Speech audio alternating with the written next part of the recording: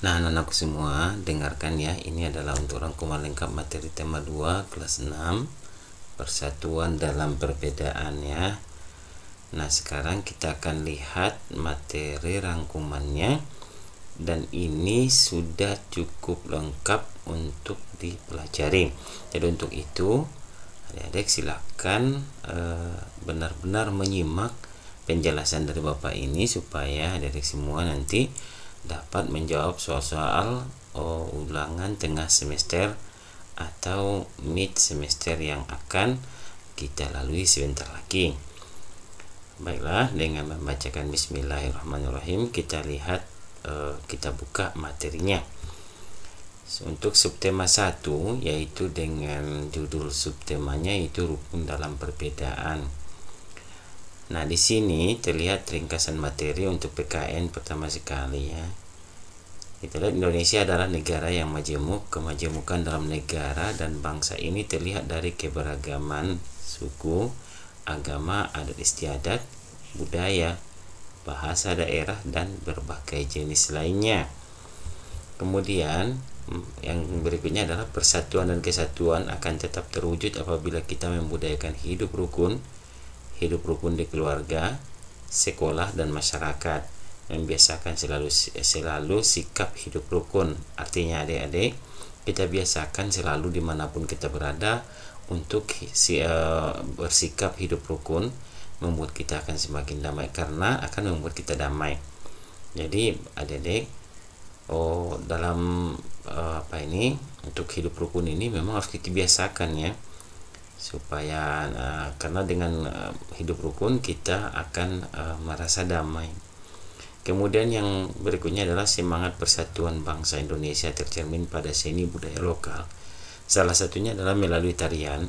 Banyak tarian daerah Indonesia yang menyerukan persatuan, seperti lego-lego, tari adat alor yang bermakna persatuan. Nah, kita lihat gambarnya dari ini adalah tari lego-lego yang bermakna persatuan, berasal dari Nusa Tenggara Timur.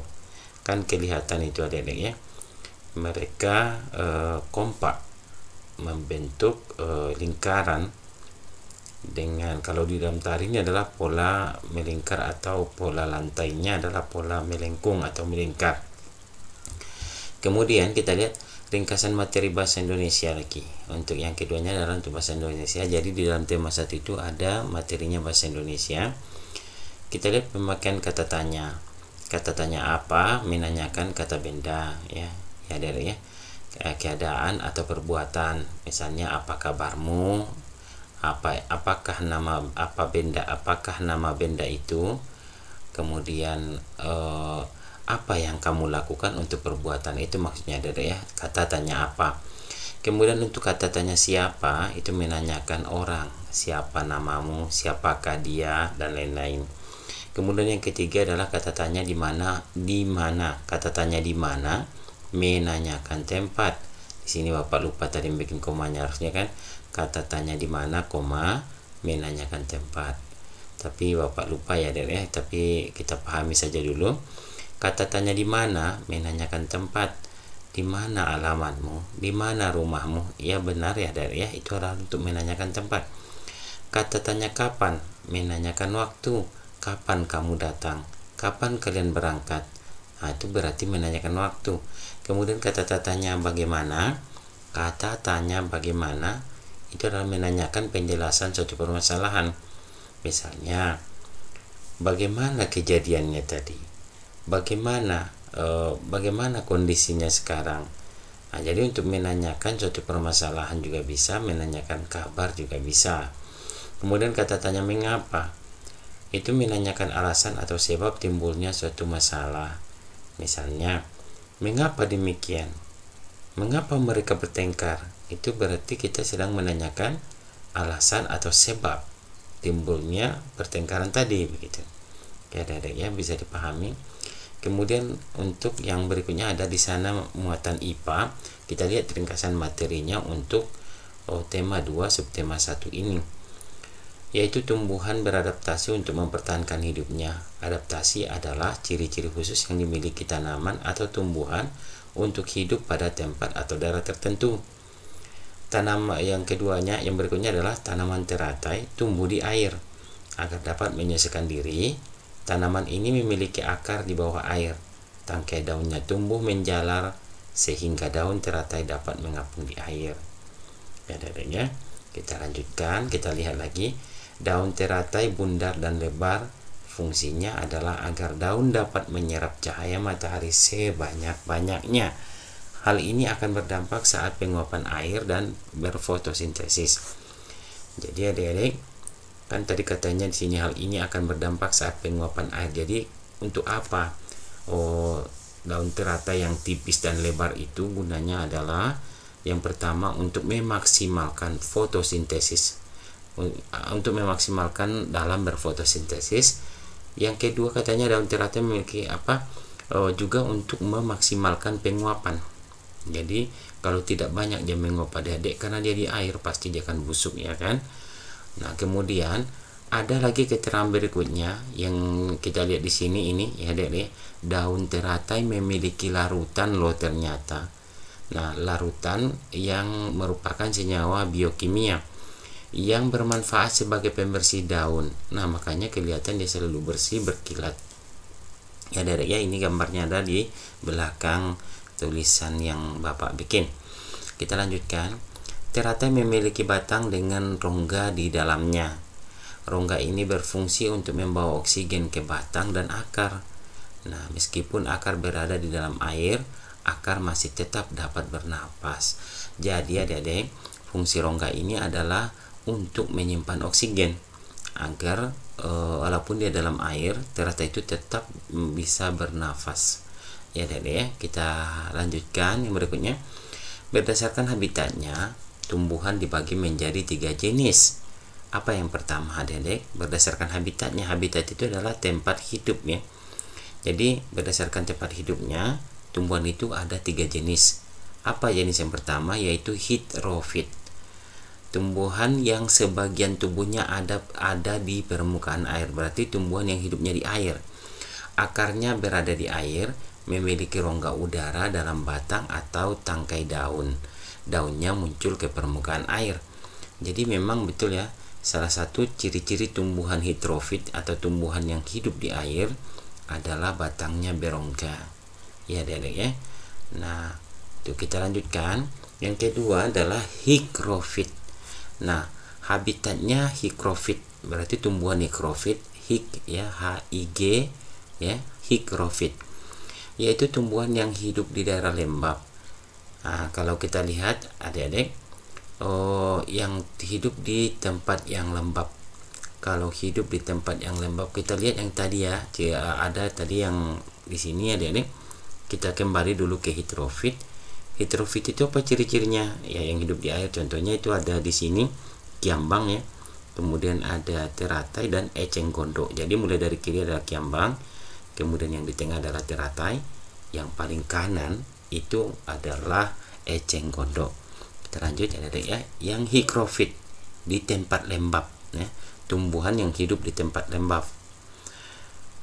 Nah, tumbuhan yang hidup di tempat lembab itu di sini tubuhnya terdiri atas bagian-bagian akar, batang dan daun.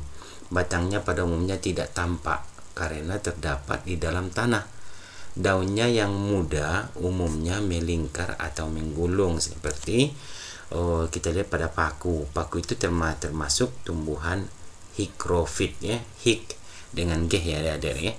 Ya, seperti yang paling kiri, gambar paling kiri di bawah ini adalah tumbuhan paku. Paku itu kan kalau lagi masih muda dia akan menggulung. Kemudian yang adik-adik lihat pada sebelah kanan, gambar bawah di kanan ini, ya, di bawah kanan, ya, kanan bawah, ya, ini adalah lumut, ya, lumut. Oke, jadi di sini ada 2 contoh dari tumbuhan higrofit atau tumbuhan yang hidup di tempat lembab, yaitu paku dan lumut. Sebenarnya masih ada yang lain. Contoh yang lainnya adalah jamur, ya adik-adik, ya. Itu juga jamur juga hidup di tempat lembab, berarti jamur termasuk jenis tumbuhan higrofit. Kita lanjutkan yang berikutnya, yaitu xerofit. Oke, tulisannya XE, ya, xerofit. tumbuhan yang hidup di daerah yang kering. Nah, tumbuhan ini memiliki daun tebal, sempit, kadang-kadang berubah bentuk menjadi bentuk duri, sisik, atau bahkan tidak mempunyai daun. Batangnya tebal dan mempunyai jaringan untuk menyimpan air.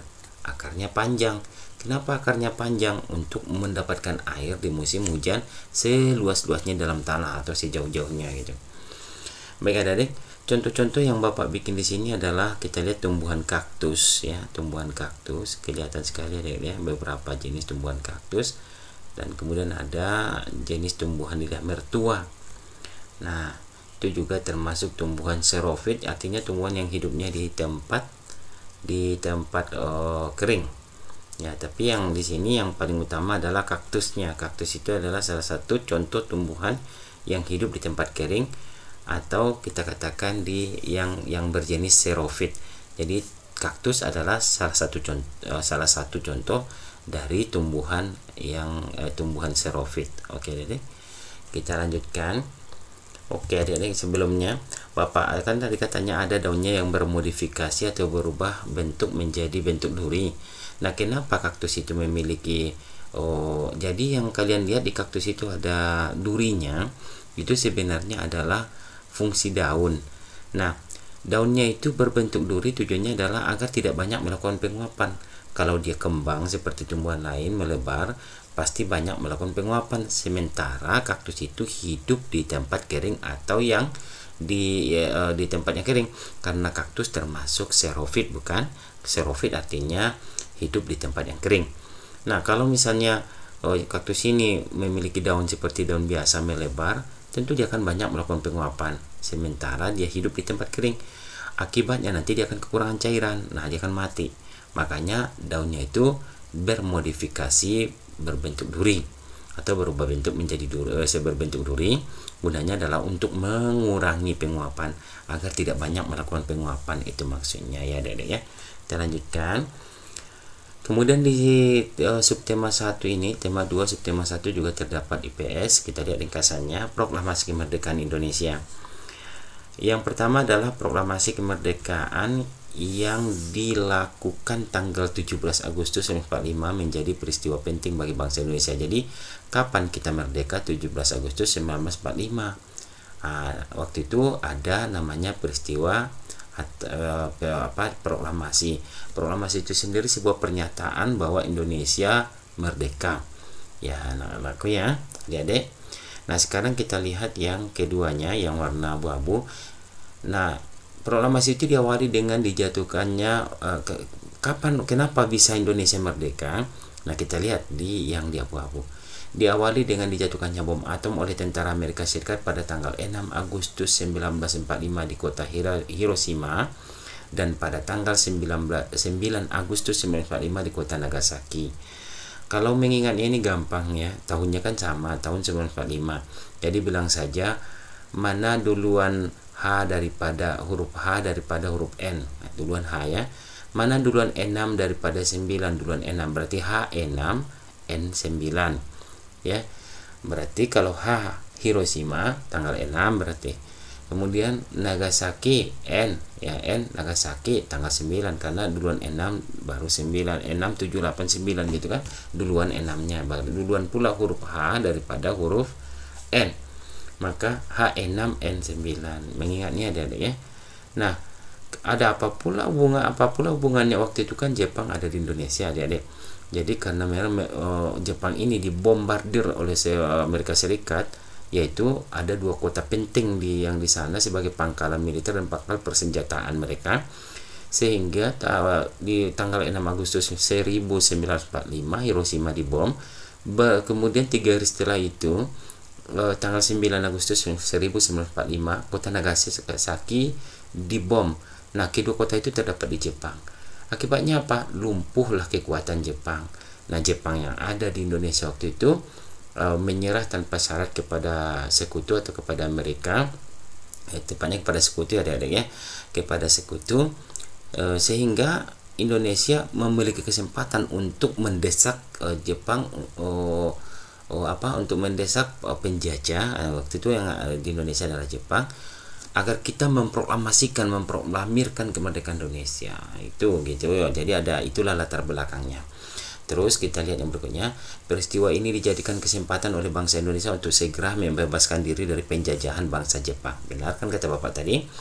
Kemudian teks proklamasi ditulis di rumah Laksamana Tadashi Maeda di Jalan Imam Bonjol nomor 1.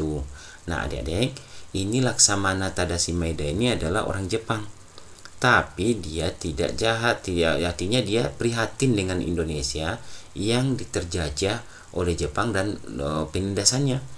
Nah, jadi dia memberikan rumahnya untuk menjadi tempat berkumpulnya para tokoh-tokoh perumus proklamasi, ya perumus teks proklamasi berkumpul di rumah beliau gitu. Oke, dari ya.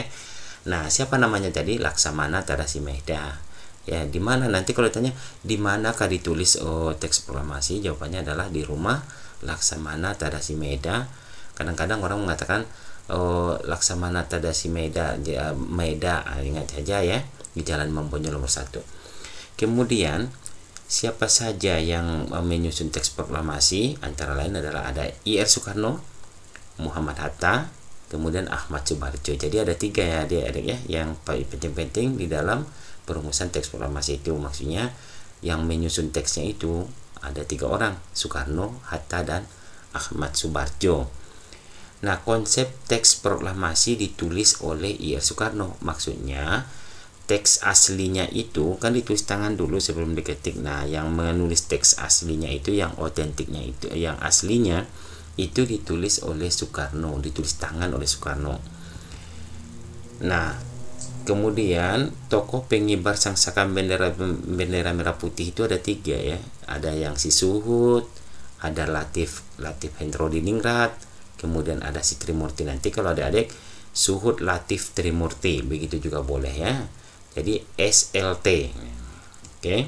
Suhut Latif Trimurti, SLT. Nah, kalau Bapak dulu mengingatkannya sama kakak-kakakmu sebelum yang sudah tamat, Bapak katakan ingat sajalah Sulatri. Sulatri, Suhut, Latif, dan Trimurti. Oke, itulah yang terlibat dalam pengibaran sangsaka bendera merah putih ketika proklamasi Indonesia dikumandangkan, yang diproklamirkan oleh Soekarno dan Hatta ya. Jadi kita lihat di sini mereka lagi sibuk ya di gambarnya ini. Jadi jangan lupa adik-adik, siapa saja yang terlibat dalam pengibaran sangsaka bendera merah putih pada tanggal 17 Agustus 1945, ditanya nanti jawabannya adalah Suhut, Latif, dan Trimurti. Kita lanjutkan ya. Kemudian saat itu hadir pula BM Dia, Sayuti Melik, Sukarni, dan Sudiro. Nah adik-adik, ada beberapa tokoh ini yang sangat penting, tapi nanti akan Bapak ulas. BM Dia ini adalah seorang tokoh waktu itu kan setelah diketik oleh si Sayuti Melik ya. Sayuti Melik ini adalah yang mengetik teks proklamasi. Tadi kan ditulis tangan Soekarno, setelah diperiksa udah betul baru diketik oleh Sayuti Melik. Nah jadi yang mengetik teks proklamasi adalah Sayuti Melik. Nah sementara peran BM Dia apa? BM Dia ini adalah orang yang kan teks aslinya, naskah aslinya tadi, kertasnya itu yang ditulis tangan itu dibuang oleh Soekarno ke tong sampah. Nah BM Dia berpikir ini adalah bukti sejarah dan ini suatu saat pasti penting. Maka BM Dia mengambil teks itu dari tong sampah dan disimpannya. Jadi yang menyimpan naskah proklamasi asli yang ditulis tangan itu adalah BM Dia. Nah ya adik-adik ya. Nah kemudian si Soekarni apa? Nah lihat yang di bawahnya. Soekarni mengusulkan agar yang menandatangani teks proklamasi itu adalah I.R. Soekarno dan Dr. Andes Muhammad Hatta. Jadi kalau ditanya nanti siapa yang mengusulkan agar teks proklamasi ditandatangani oleh Soekarno dan Hatta atas nama bangsa Indonesia, nah yang tokoh itu bernama Soekarni ya. Oke, bisa dipahami. Kemudian pagi harinya 17 Agustus 1945 di kediaman Soekarno, Jalan Pegang Santimur nomor 56, telah hadir antara lain Suwirjo, Wilopo, Gafar Pringgodikdo, kemudian Taprahni, dan Trimurti. Nah ini kan mau dikumandangkan lagi di proklamasi kemerdekaan Indonesia itu ya, mau diproklamirkan lagi. Nah jadi sudah hadir beberapa tokoh itu. Kita lanjutkan ya adik ya. Acara dimulai pada pukul 10 dengan pembacaan proklamasi oleh Soekarno dan disambung pidato singkat tanpa teks. Nah, Soekarno ini dia ahli bahasa juga, ya, ahli dalam diplomasi dan juga ahli dalam berpidato. Nah, dia dijuluki sebagai singa podium. Nah, tanpa teks dia pandai berpidato dan memukau banyak orang gitu ya. Jadi tak terasa kadang-kadang udah berjam-jam orang berpidato, Soekarno ini berpidato, orang terpukau. Nah, dia sangat, artinya dia merupakan pembakar semangat bangsa Indonesia waktu itu, kemudian sangat pandai berpidato gitu. Ya, makanya dijuluki sebagai singa podium. Kemudian yang berwarna biru di bawahnya adik-adik, kemudian bendera merah putih yang telah dijahit oleh Ibu Fatmawati dikibarkan. Nah, jadi rentetan peristiwanya seperti itu tadi, urutan peristiwanya adik-adik ya. Jadi siapa yang menjahit bendera Sangsaka merah putih waktu itu adalah Ibu Fatmawati. Siapa sih Ibu Fatmawati? Ibu Fatmawati itu adalah istri atau ibu negara kita yang menjadi istri dari presiden pertama, yaitu Soekarno. Nah, oke Dedek, Ibu Fatmawati itu adalah berasal dari Bengkulu, berarti dari Sumatera ya Dedek ya. Oke, kita lanjutkan. Nah, di sini ada, di gambarnya ini ada si Suhud. Nah, ini gambarnya dari Suhud. Suhud diberi tugas untuk mencari tiang yang akan digunakan sebagai tempat berkibarnya bendera Sangsaka merah putih.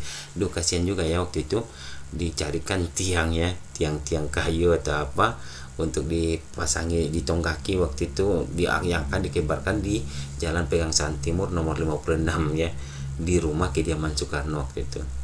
Ya, Adik ya. Nah, kemudian ini adalah Latif Hendra Diningrat. Nah, dua tokoh ini kan terlibat dalam pengibaran bendera Sangsaka merah putih pada tanggal 17 Agustus 1945. Nah, dua orang. Nah, lalu kemudian kita lihat ini ada dua tokoh lainnya, yaitu ada Sayuti Melik, pengetik naskah teks proklamasi. Nah, setelah ditulis tangan tadi kan diketik oleh beliau. Kemudian ini adalah Trimurti, pengibar bendera bersama Suhud dan Latif. Jadi yang memegang bendera itu kan ada itu yang memegang baki, kalau sekarang ya, memegang bakinya itu biasanya di tengah dia posisinya. Nah, inilah si Trimurti. Kemudian di samping kiri kanannya terdapat Suhud dan Latif ya. Oke Dedek, kita lanjutkan ya. Di sini ada Fatmawati. Fatmawati adalah penjahit Sangsaka merah putih ya. Dia adalah ibu negara dari presiden pertama RI, yaitu Soekarno. Nah, di sebelah kanannya ada dua tokoh yang gagah-gagah itu, ada Soekarno, kemudian ada Hatta. Nah, Hatta ini berasal dari kota Bukit Tinggi ya. Oke, dari Sumatera Barat berarti. Kita lanjutkan. Nah, inilah si BM Diah itu, Muhammad Diah Burhanuddin Muhammad Diah, atau disingkat dengan BM Diah. BM Diah adalah tokoh yang menyimpan naskah asli teks proklamasi setelah dibuang di tong sampah. Jadi waktu itu mereka buang, oleh si BM Diah diselamatkan karena ini adalah bukti asli, ini adalah bukti yang otentik, maka disimpanlah oleh si BM Diah. Jadi yang ini adalah Bapak hitung gitu. Ya Dedek ya, kita lanjutkan. Nah, baik Dedek. Di sini ada proklamasi kemerdekaan memiliki makna yang sangat penting bagi bangsa Indonesia, yaitu yang pertama sebagai puncak perjuangan Indonesia. Kalau udah sampai di puncaknya, berarti udah dianggap final gitu ya, udah final. Bangsa Indonesia telah dijajah selama bertahun-tahun oleh negara-negara Eropa sampai Jepang. Nah, Dedek, siapa saja bangsa-bangsa Eropa yang menjajah Indonesia? PSIB. Nah, apa? PSIB. Portugis, S Spanyol ya, PS kan, I Inggris, B Belanda. Nah, kalau Jepang itu dari Asia. Nah, jadi nanti kalau tanya, tuliskan nama-nama bangsa Eropa yang pernah menjajah Indonesia. Jangan ditulis Jepang. Jepang itu Asia ya. Di Asia, dia berada di benua Asia, yaitu Asia Timur. Jadi adik-adik, nanti ada PSIB, itulah nama-nama huruf awal dari penjajah yang pernah menjajah bangsa Indonesia.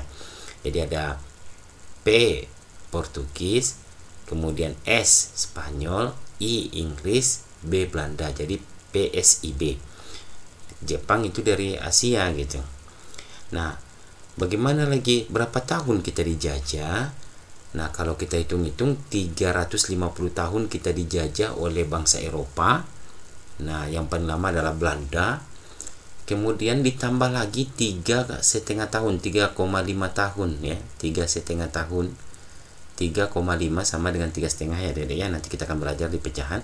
3,5 atau 3,5 tahun dijajah lagi oleh Jepang. Jadi 3,5 itu pengakuan kepada dunia luar dengan membacakan teks proklamasi. Indonesia telah mengungkapkan kepada dunia luar bahwa Indonesia adalah negara yang merdeka. Nah, pengakuan dari dunia luar itu disebut dengan de facto, juga pengakuan dari negara lain atau de jure.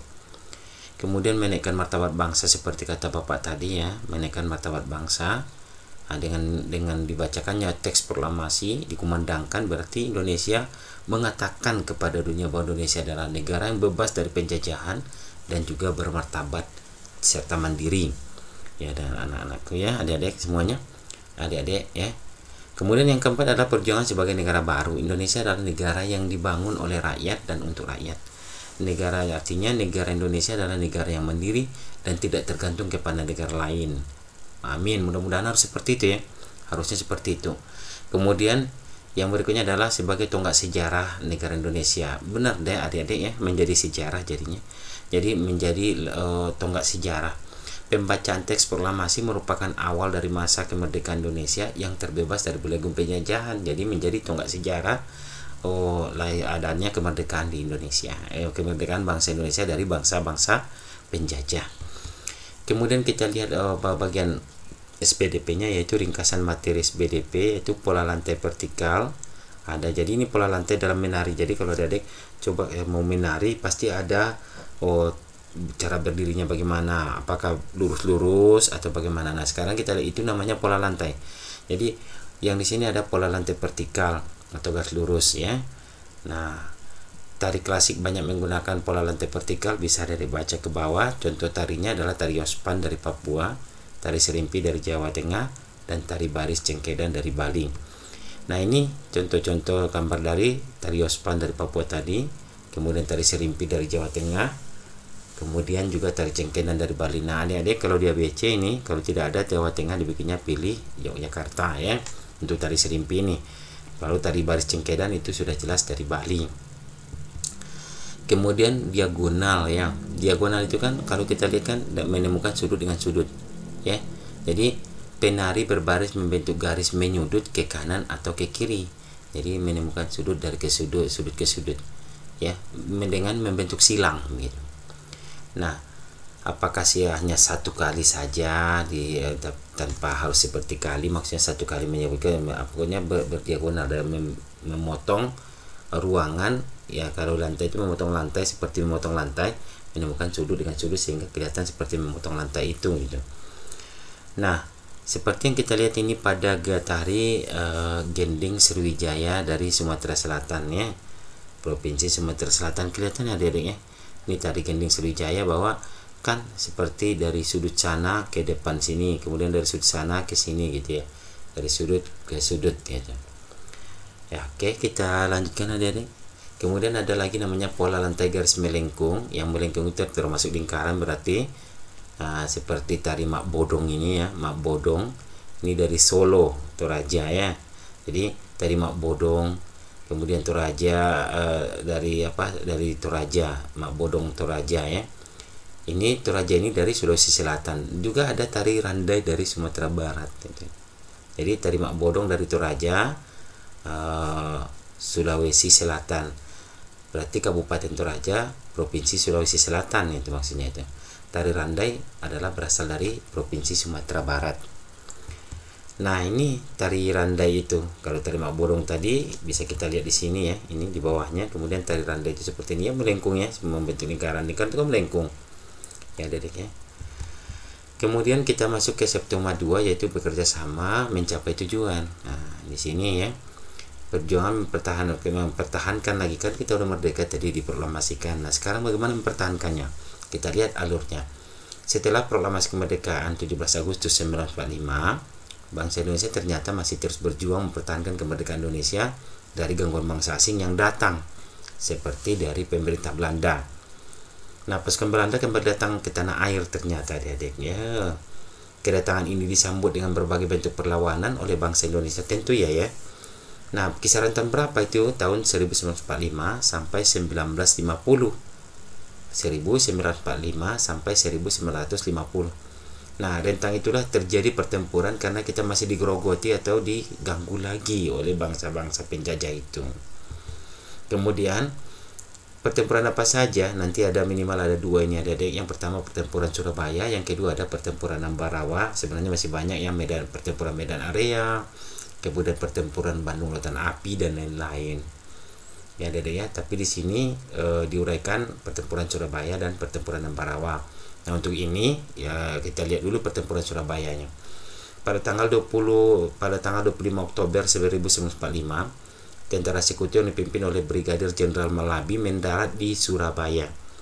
Tanggal 27 sampai tanggal 30 Oktober 1945, kan tanggal 25-nya mereka mendarat. Nah, tanggal 27 sampai tanggal 30-nya berapa hari itu adik-adik ya? 4 hari ya, 27, 28, 29, 30 gitu. 4 hari. Yaitu masih dalam bulan yang sama, yaitu bulan Oktober 1945 terjadi kontak senjata antara para pemuda Indonesia dengan pasukan Inggris. Puncak dari pertempuran tersebut adalah terbunuhnya pemimpin pasukan Inggris Brigadir Jenderal Malabi sebagai pimpinan dari sekutu tadi. Ya, yang mendarat di Surabaya, ya. Nah, kita lanjut selanjutnya pada tanggal 9 November. Nah, setelah Oktober kan November. Nah, tanggal 9 Novembernya tahunnya masih tahun yang sama, itu 1945, Inggris mengeluarkan ultimatum. Apa itu ultimatum itu? Peringatan keras yang berisi apa isinya? Semua pimpinan dan orang Indonesia yang bersenjata, katanya, harus melapor dan meletakkan senjatanya di tempat yang ditentukan dan menyerahkan diri dengan mengangkat tangan. Enak aja ya. Namun ultimatum tersebut ditolak oleh pihak Indonesia. Nah, pada tanggal 10 November 1945 terjadi pertempuran yang sangat dahsyat. Nah, pasukan Inggris menggempur Surabaya dari darat, laut, dan udara. Nah, pertempuran ini disebut juga adalah pertempuran Arek-Arek Surabaya. Nah, ya anak-anakku ya. Jadi yang tokohnya yang terkenal dari pertempuran Arek Surabaya itu adalah Bung Tomo. Ya, Bung Tomo yang menyoraki Arek-Arek Surabaya, kata Arek-Arek Surabaya, ayo bangkit. Nah, jadi Arek-Arek Surabaya itu adalah pemuda-pemudi Surabaya, ayo kita bangkit gitu. Masyarakat semuanya itu ya, ayo kita bangkit, kita lawan, kita usir penjajah kan. Itu adalah Bung Tomo. Siapa namanya dedek tadi tokohnya, pimpinannya adalah Bung Tomo pada pertempuran Surabaya ini. Peristiwa 10 November ini diperingati sebagai Hari Pahlawan. Nah, karena dahsyatnya loh pertempuran itu, maka setiap tanggal 10 November setiap tahun diperingati sebagai Hari Pahlawan. Oke, adik. Nah, sekarang kita lihat materi bahasa Indonesianya. Nah, kita akan di sini mengenal kalimat efektif. Kalimat efektif dapat diartikan sebagai susunan kata yang mengikuti kaidah kebahasaan secara baik dan benar. Secara singkat, kalimat efektif itu adalah kalimat bahasa yang baik dan benar. Nah, syarat kalimat efektif yang pertama adalah di sini Bapak bikin sesuai ejaan yang disempurnakan. Ya, apa maksudnya ejaan yang disempurnakan? Contohnya, misalnya adik-adik menulis telur tapi dibikin telor, itu salah kan? Kemudian menulis apotik, sebenarnya yang benarnya adalah apotek. Nah, apotek ya. Kemudian menulis teknik ditulis teknik, itu salah, itu TEKHNIK, teknik itu salah. Yang benarnya adalah TEK ya, TEKNIK, nik, teknik gitu ya. Nah, banyak lagi yang perlu adik-adik pahami. Juga termasuk pemakaian huruf kapital, huruf bapaknya itu juga termasuk yang harus kita perhatikan dalam kalimat efektif. Jadi kalimat efektif itu kalimat yang benar, baik dan benar. Nah, itu intinya. Kemudian sistematis, teratur, ya, berurutan. Kemudian yang ketiganya tidak boros dan bertele-tele. Ada itu yang bertele-tele, nanti akan kita lihat contohnya ya. Kemudian tidak ambigu, tidak menimbulkan multitafsir. Banyak jadinya apa maksudnya ini, membingungkan jadinya. Karena apakah ini atau ini gitu. Ya, ya. Jadi ambigu itu adalah kalimat yang menimbulkan banyak arti. Ya, itu. Nanti akan kita lihat contohnya. Ciri-ciri kalimat efektif yaitu kesepadanan struktur. Yang pertama adalah kesepadanan struktur. Nah, apa yang perlu kita perhatikan dalam kesepadan? Sepadan itu artinya cocok, kecocokan, sesuai gitu. Jadi strukturnya itu harus cocok, harus sesuai. Yang pertama adalah pastikan kalimat yang dibuat mengandung unsur klausa atau unsur kalimat minimal yang lengkap, yakni subjek dan predikat.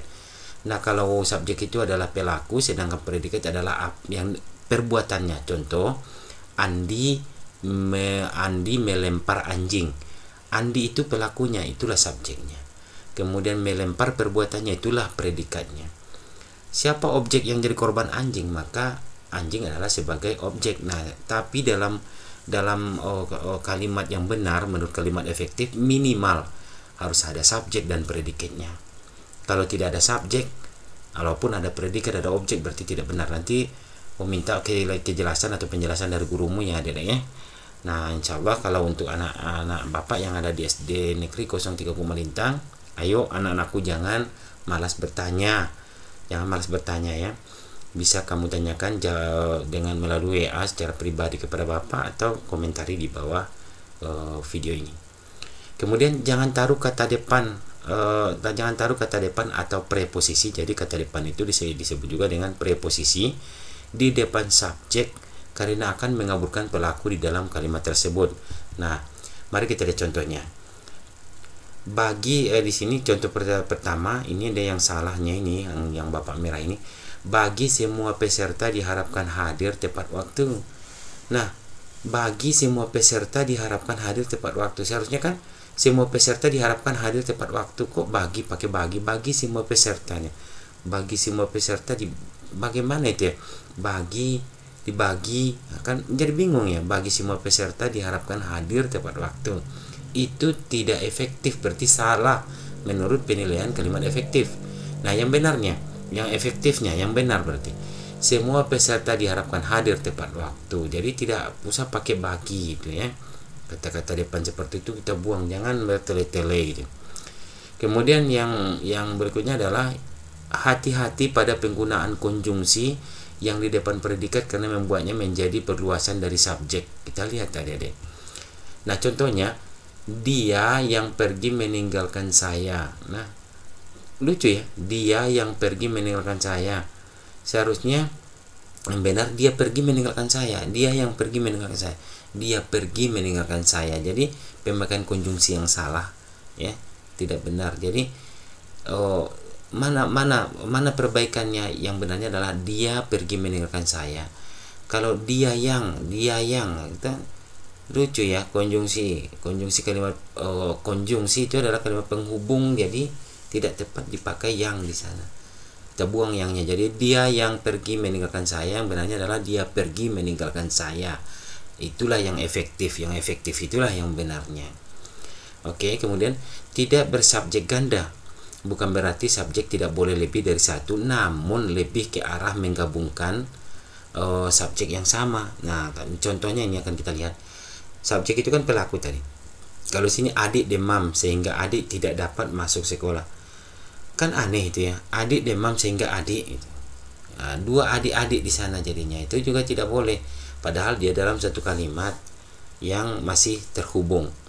Adik demam sehingga adik tidak dapat masuk sekolah. Apa salahnya? Yang baik itu kan rancu itu. Jadi menimbulkan kebingungan kita membacanya. Jadi yang benar adalah adik demam sehingga tidak dapat masuk sekolah. Jadi sudah ada adik di depan, ada adik di belakang. Adik demam sehingga tidak dapat masuk sekolah, baru benar. Ini kalau adik demam sehingga adik, aduh bingung ya. Oke, kita lanjutkan adik-adik. Nah, kemudian yang perlu kita perhatikan kedua adalah kehematan kata. Jangan terjadi pemborosan. Contoh, para siswa-siswi. Kalau udah para itu udah orang banyak. Udah banyak. Siswa-siswa kali kata ulang ya, kata ulang yang seperti ini kata ulang berubah bunyi siswa-siswi, yaitu kata ulang itu maknanya kan ada bermakna menyatakan banyak gitu. Jadi kalau di sini para siswa-siswi berarti para udah banyak, siswa-siswi banyak. Siswa-siswi berarti siswa yang banyak. Sekarang banyak siswi ya, banyak siswa gitu. Aneh ya. Jadi tidak benar kalau udah pakai kata ulang siswa-siswi, berarti nggak usah pakai para lagi gitu. Nah, di sini sedang mengerjakan soal ujian masuk perguruan tinggi itu tidak masalah. Nah, jadi hilangkan paranya karena terjadi pemborosan makna. Ya, jadi kita melanggar kehematan kata di sana. Jadi jangan diporos. Siswa-siswi sedang mengerjakan soal ujian masuk perguruan tinggi. Nah, itu yang benar. Oke, Adik ya. Ingat, ibu-ibu, para ibu-ibu, kalau udah para jangan ibu-ibu lagi. Para ibu nggak apa-apa gitu. Ya, Adik ya, ya anakku. Oke, jadi udah para itu artinya udah banyak, siswa-siswi udah banyak. Ibu-ibu kata ulang yang seperti itu artinya bisa. Jadi makna kata ulang ini ada yang bermakna artinya banyak gitu. Coba misalnya anak-anak bermain, berarti banyak anak bermain gitu kan, enggak satu anak itu udah banyak gitu. Oke, saya pahami ya. Kemudian perlu kita perhatikan juga kesejajaran bentuk ya. Nah, contoh di sini coba Adik-adik lihat, hal yang mesti diperhatikan soal sampah adalah cara membuang, memilah. Cara membuang, koma, memilah kan. Kalau tanpa dibaca komanya, hal yang mesti diperhatikan soal sampah adalah cara membuang, memilah, dan pengolahannya. Tadi awalan membuang, memilah, seharusnya kan mengolahnya gitu kan. Tapi ini kok jadi pengolahan ya? Itu tidak, artinya tidak sejajar, kesejajaran bentuknya itu tidak cocok gitu. Jadi kita rubah menjadi hal yang mesti diperhatikan soal sampah adalah cara membuang, memilah, dan mengolahnya. Kalau tadi kan membuang, memilah, dan kok P jadi tadi membuang, memilah, kok jadi P gitu. Nggak cocok ya Adik ya. Kita lanjutkan yang berikutnya. Apalagi yang perlu kita perhatikan, ketegasan makna. Contoh, kamu sapulah lantai rumah agar bersih. Kan sering seperti itu ya. Kenapa harus kamu sapulah? Sapulah lantai rumahmu agar bersih. Kamu sapulah lantai rumah agar bersih. Ya, kan aneh itu ya. Tidak efektif jadinya. Jadi tidak tegas. Sapulah lantai rumahmu agar bersih. Nah, itu yang benarnya atau yang efektifnya. Baik, kemudian kelogisan kalimat. Logis artinya masuk akal. Contoh, di sini yang salahnya ke Bapak merahi, kepada Bapak kepala sekolah, waktu dan tempat kami persilahkan, bukan kamu pun kami persilahkan, itu sudah salah. Ya. Kepada Bapak kepala sekolah, kepada Ibu Bapak Ibu kepala sekolah, itu karena terlampau penjilat kali ya, terlampau bermuka dua sehingga waktu dan tempat kami persilahkan, karena itu bukan kamu, itu kami ya. Jadi kenapa sih harus seperti itu gitu? Yang benarnya adalah Bapak kepala sekolah dipersilahkan menyampaikan pidatonya sekarang, kan itu yang benarnya. Oh, tidak terbiasa Pak seperti itu yang harus dibiasakan gitu ya. Nah, ya Adik ya. Nah, kalaupun misalnya adik ada belajar di di tempat-tempat seperti tempat pengajian atau apa, kadang-kadang latihan di luar, nah itu dibenahi lagi. Kemudian berikut ciri khusus hewan dan habitatnya antara lain. Nah, di sini ini adalah bagian kelompok IPA ya Adik ya. Ada cicak. Nah, ini bisa Adik lihat. Oke, nanti kita iringi saja dengan musik. Oke Adik ya, silakan dibaca.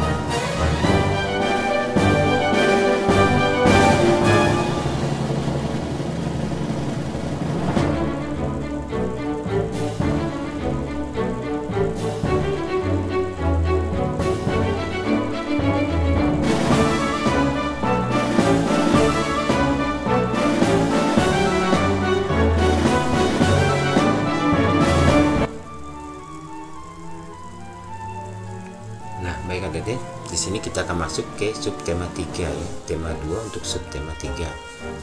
Jadi ini adalah kelompok IPA, manfaat hewan bagi manusia dan lingkungan. Ini juga bisa dibaca ya. Nah, silakan dibaca. Bapak persilakan.